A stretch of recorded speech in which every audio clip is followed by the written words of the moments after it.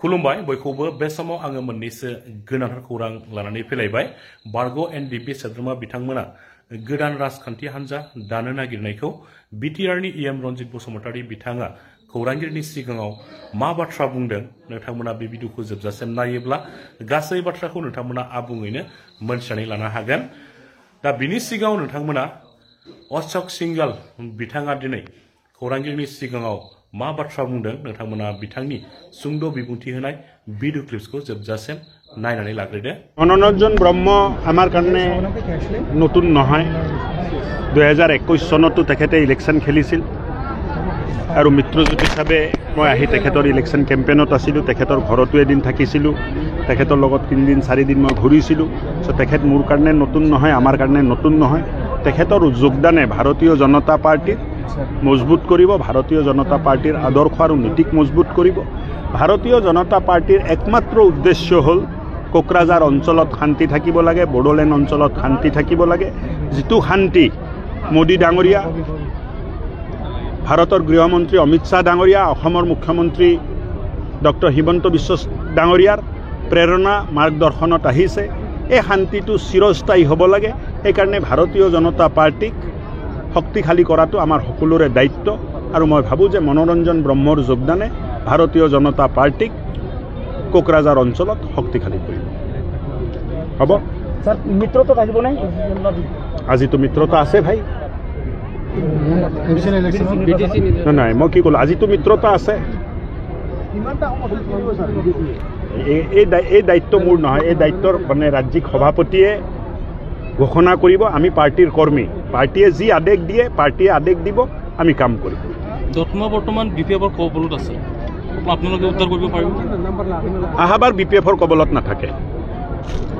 रायजोफोर अशोक सिंघाल बिथाङा मा बाथ्रा बुंदों नोंथांमोना खोनाखाबाय नङा होमबा?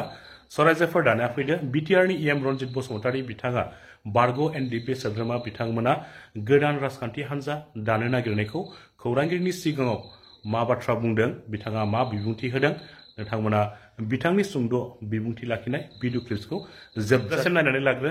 बेनि उनावहाय नोंथांमोना मा बुजिनो हादों कमेन्ट बक्सआवहाय कमेन्ट खालामनानै फोरमायलायबानो जाबाय। दिनै बिटिआर सरकार आरो आसाम सरकारनि दैदेननाय आरो बानजायनायाव 678 सानिफ्राय 590 सानो जोङो आरोबाव एक्स ग्रेसियाखौ होनो हाबाय, रिहेबिलिटेसनखौ 4 लाखखौ गोजोननाय मोन्दों। जोंनि हार्डक'र केडारफोरनि जा जेंना, बे जेंनाफोरखौ जों खम समनि गेजेरावनो जों फोजोबनो हाबाय होननानै जों सानो। आद्रा थादों, माखासे नेम मिस्टेक जानानै दङ आरो माखासे एसे एनै गोरोन्थि जानानै दङ, बेखौ जोङो सुद्रायनो नाजागासिनो दङ।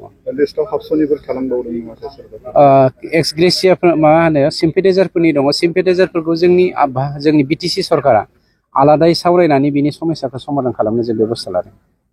जिहेतु बारग' एनडिएफनि मोनसे हान्जाया गोदानै राजखान्थि हान्जा ओरैनो